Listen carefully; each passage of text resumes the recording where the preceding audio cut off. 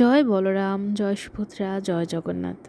সবাইকে জানাই রথের অনেক শুভেচ্ছা। আশা করি তোমরা সবাই অনেক ভালো আছো। আমিও ভালো আছি জগন্নাথ দেবের কৃপায়। তো আজকের ব্লগটি শুরু করা যাক। তো আজকে ছিল রথযাত্রা। তো সকাল সকাল জগন্নাথ দেবের উদ্দেশ্যে আমি রান্না করেছি। আমি এখনও জগন্নাথ দেব আমার সিংহাসনে বসাইনি। তো উল্টো রথে আমি বসাবো এবার। তো সেই দিন আমি ভগবানের উদ্দেশ্যে ভুনা খিচুড়ি রান্না করেছিলাম, আর সাথে দিয়েছিলাম 3 পদের ভাজা আর সয়াবিনের রসা, আর সাথে লুচি মিষ্টান্ন, যেগুলো সবসময় দেওয়াই হয়।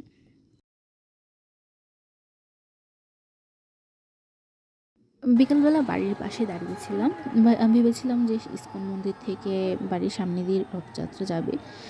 অনেকক্ষণ দাঁড়িয়েছিলাম, পরে শুনলাম যে তারা নাকি এখান দিয়ে আসবে না আজকে, তো কুতুববাজার দিয়ে যাবে। তো ওই রাস্তায় তো আর যেতে পারবো না।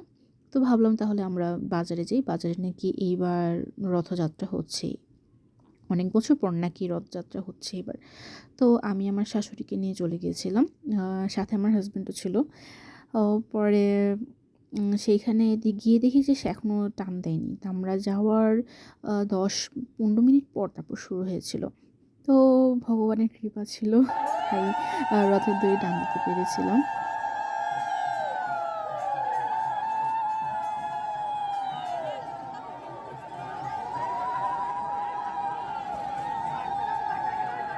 তো বাজারে দেখলাম রথের জন্য ভালোই মেলা বসেছে। তো সাইড দিয়ে যে গরম গরম আমিত্তি, জিলাপি এগুলো ভাজা হচ্ছে।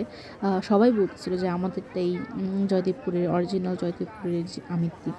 তো জয়দেবপুরের আমিত্তিটি আসলে বেশি মজা, ওটা নাকি মাসকালাই ডাল দিয়ে বানানো হয়।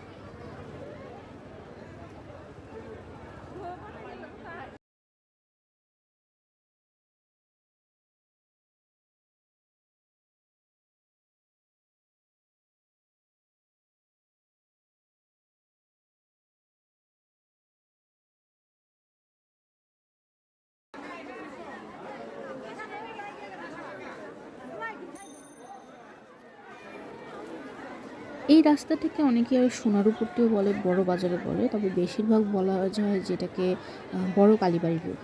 এটাই সবসময় বেশি বলে রাস্তাটাকে। তো এখন আমাদের বাসায় ফেরার পালা। তো আমরা কলেজ রোড দিয়ে বাসার দিকে যাচ্ছিলাম, কারণ বড় বাজারের রাস্তাটা খুবই জ্যাম ছিল, মানুষজনের অনেক ভিড়, তাই আর সেখান দিয়ে যাওয়া হয়নি। তো আমরা কলেজ রোডে গিয়েছিলাম। তো কলেজ রোডে যাওয়ার সময় তারপরে দেখলাম যে মিট বক্সে, তো আমার মনে পড়লো যে মিট বক্সে লেমন মিন্টটা খুব মজা হয়, তো আমরা ওটাতে যাই। আজকে যেহেতু আমার শাশুড়িও আছে, তাই তাকেও নিয়ে যাওয়া যাবে। তো তারপর আমরা সেখানে গিয়েছিলাম। তো সেখানে গিয়ে কিছুক্ষণ ওয়েট করার পর আমরা অর্ডার দেওয়ার পর দেখি আমাদের বাড়ির সামনে যে ইস্কন মন্দিরটা ছিল সেখান থেকে রথটা যায়। তো আমরা সামনে এর সামনে দিয়ে গিয়েছি।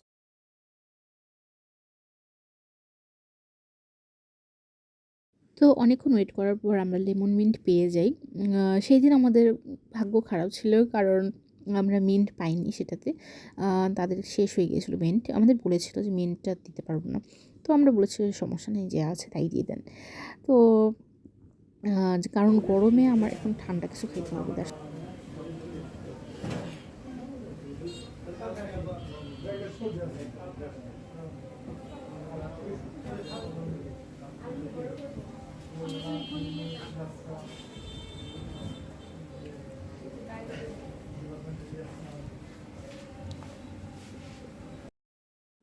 এটা ছিল উল্টো রথের দিন। সেই দিন আমি আমার সিংহাসনে জগন্নাথ দেব, বলরাম আর সুভদ্রাকে বসাই। আমার অনেক দিনের ইচ্ছে ছিল জগন্নাথ দেবকে সিংহাসনে বসাবো। তো আমার বড়দি সেটা কী বলবো, বড়দি আমার সেই ইচ্ছাটা পূরণ করেছে। বড়দিরা ঈদের টাইম দিয়ে পুরীতে গিয়েছিল। তো তখন পুরী থেকে আসার সময় আমাদের জন্য জগন্নাথ দেবের এক মূর্তি নিয়ে আসে। তো আমি চেয়েছিলাম রথের দিনই বসাতে, কিন্তু দুর্ভাগ্যবশত কুরিয়ার করতে অনেক ঝামেলা হয়ে যায়। তো রথের 4-5 দিন পর পাই সেটা। তো ভাবলাম যে এটা উল্টো রথের দিনই বসাই, প্রতিষ্ঠা করি।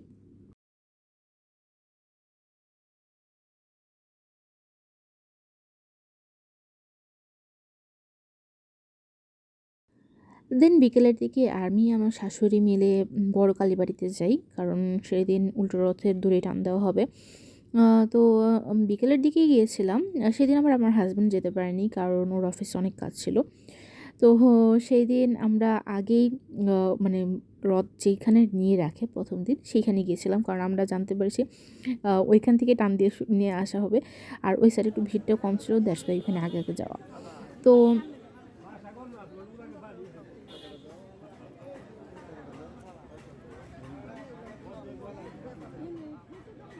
তো সেই দিন উল্টো রথযাত্রা শুরুটা অনেক দেরিতেই হয়েছিল, তার কারণটা আমি জানি না। তো অনেকক্ষণ ওয়েট করেছিলাম ভগবানের জন্য যে কখন দড়িটা টান দেবো। তো যাই হোক, অবশেষে দড়ি টান দিতে পেরেছি, এই অনেক।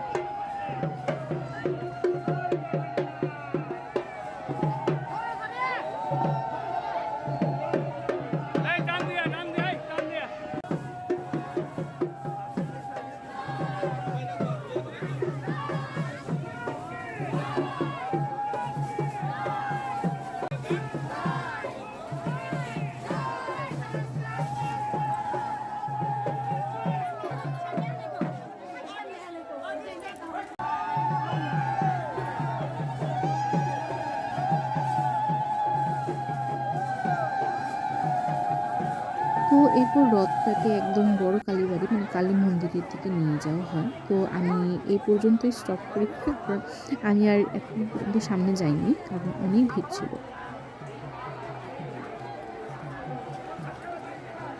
এরপর বাসার জন্য আবার আমিত্তি নিলাম, কারণ এই আমিত্তিটা শুধু এই মেলার মধ্যেই পাওয়া যায়। তো বেশি নেই না, কারণ আমি এত মিষ্টি খুব একটা পছন্দ করি না, খুব কম পছন্দ করি বাসায়।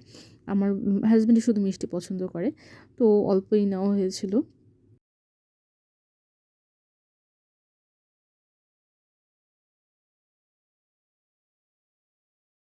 এরপর বাজার থেকে কিছু টুকিটাকি কেনাকাটা করে তারপর আমরা আবার বাসার উদ্দেশ্যে রওনা দিই। তো বাসায় যাওয়ার সময় আমাদের আবার এখানে ঘাটপাড়ে অনেকক্ষণ ওয়েট করতে হয়, যে হাসপাতাল ঘাট। আর ওই অপোজিট যেটা বলি সেটা হলো এমনি জাস্ট নদীর ঘাট বলে আমি যতটুকু জানি। আর আমি এখন যে সাইডটাতে দাঁড়িয়ে আছি সেটাকে হাসপাতাল ঘাট বলে। তো আমাদের সবসময় এই যে নৌকাটা পার হতে হয়, তো এটার জন্য ওয়েট করছিলাম। তো আমার শাশুড়ি বলছিল যে না, বড় নৌকায় উঠতে হবে, ছোট নৌকায় উঠবো না আমি। আর যেহেতু আমি আবার সাঁতার পারি না, তো আমি আমার শাশুড়িকে বললাম যে না চলো, ছোট নৌকাতেই চলো, বড় নৌকা আসতে অনেক দেরি হবে, তো ছোট নৌকাতেই চলো। তো ছোট নৌকাতেই উঠেছি, আর এক সাইডে বসেছিলাম। তো এই চান্সে একটু জল হাতালাম। আসলে ছোট নৌকাতে ওঠার একটাই রিজন ছিল। আমি আমার হাসব্যান্ডকে অনেকদিন ধরে বলতেছি চলো নৌকা ভ্রমণে যাই, নৌকা ভ্রমণে যাই। তো নৌকা ভ্রমণ নিয়েও একটা ভিডিও আসছে, খুব শীঘ্রই আসবে। তো আমরাই তো আমাদের নদীর এপার চলে এসেছি। তারপর সেখানেও দেখি ছোটোখাটো একটা মেলা বসেছে। তো আমার শাশুড়ি বলতেছিল কী খাবা তুমি? পরে বললাম যে তাহলে ঝালমুড়ি খাওয়াও। তো আমার শাশুড়ি আমাকে ঝালমুড়ি কিনে দিল, আর ঝালমুড়ি খেতে খেতে যাচ্ছি। আর দেখো পরিবেশটা কত সুন্দর, আকাশটা এত সুন্দর ছিল সেই দিন। এরপর বাসায় যাওয়ার সময় আমরা ইস্কন মন্দিরে কিছুক্ষণ থাকি, কারণ এইবার ইস্কন মন্দিরে কোনোভাবেই আসা হয়নি। তো ইস্কন মন্দিরে কতক্ষণ দাঁড়িয়েছিলাম সেখানে। এবার রথযাত্রার জন্য টানা 9 দিন ইস্কন মন্দিরে অনেক অনুষ্ঠান হয়েছিল। দুর্ভাগ্যবশত কোনোটাতে আমি অ্যাটেন্ড করতে পারিনি।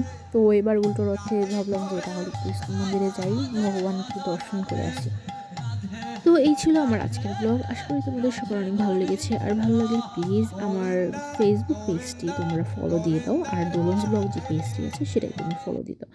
আর দুঃখের বিষয় একটা, যে আমার এখন যে ইউটিউব চ্যানেলটি আছে সেটা এই মুহূর্তে ডিলিট হয়ে গিয়েছে। আশা করি নতুন ইউটিউব চ্যানেলটা খুললে সে আগের মতনই তোমাদের সাপোর্ট পাবো। আর বাংলাদেশের অবস্থা এখন খুব খারাপ, আর এদিক দিয়ে আমার চ্যানেলের এই অবস্থা, মানে সব কিছু মিলিয়ে আমি খুবই ফ্রাস্ট্রেটেড। আশা করি তোমাদের নতুন করে আবার সাপোর্ট পাবো। তোমাদের সাপোর্ট হলে আমি আস্তে আস্তে আবার সামনের দিকে এগিয়ে যেতে পারবো। তো সবাই আমার জন্য আশীর্বাদ করবেন। ধন্যবাদ।